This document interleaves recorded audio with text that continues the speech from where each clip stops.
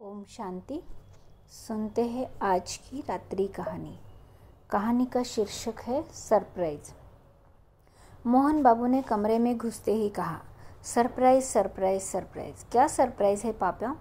सुमित उत्सुकता से बोला।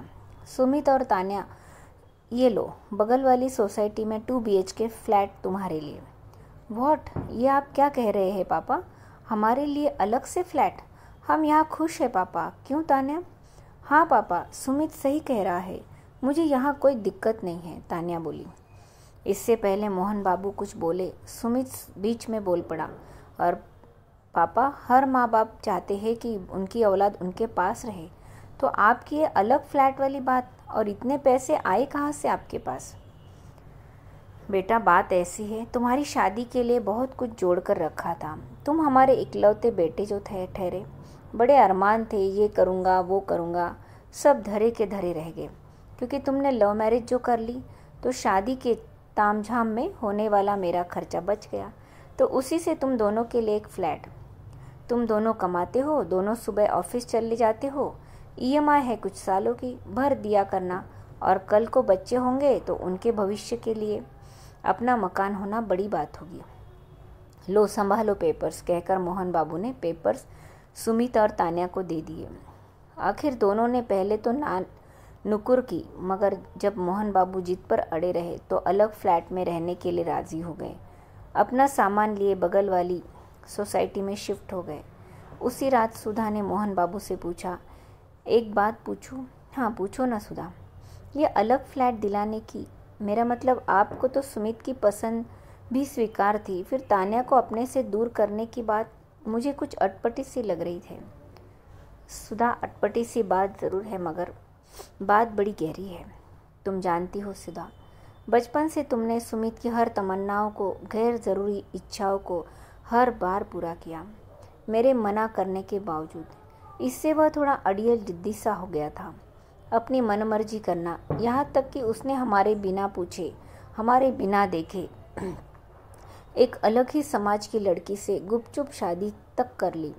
बच्चे बड़े होकर अपने ज़िंदगी के फैसले खुद लेते हैं, ठीक है, मगर हम दोनों उसके दुश्मन थे, जो हमें बताना भी मुनासिब नहीं समझा।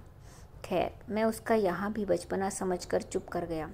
बहू को स्वीकार किया, बेटी की तरह मान दिया, मगर उसने यहाँ आकर हमें अपनाया नहीं, बल्कि वे तुम्हें और मुझे एक सर्वेंट समझने लगी थी। स्वयं से कभी चाय नहीं बनाकर पिलाई। ऑफिस जाते समय मम्मी आज राजमा चावल, आलू गोभी, कभी ये कभी वो, और वो नालायक सुमित, उसे भी शायद हम दोनों ही नौकर ही लगने लगे थे। मुझे तो आदत है बाहर से सामान वगैरह लेकर आने की, मगर तुम्हें? अब हम बूढ़े हो रहे हैं सुधा। बुढ़ापे में हर माँ बाप अपने बेटे बहुओं से उम्मीद करते हैं कि उनके लिए जिए, उनके साथ जिए। यहाँ तो तुम्हारे साथ जरा सा नमक तेज होने पर बदतमीजी होने लगी थी। उस दिन टीवी देखते हुए अचानक तान्या ने टीवी बंद कर दिया था, बिजली बिल बढ़ जाएगा ऐसा कहकर। अरे, अपने घर में अपने टीवी पर मनपसंद प्रोग्राम नहीं देख सकते क्या हम? मुझे तुम्हारे लिए बहुत बुरा लगा था।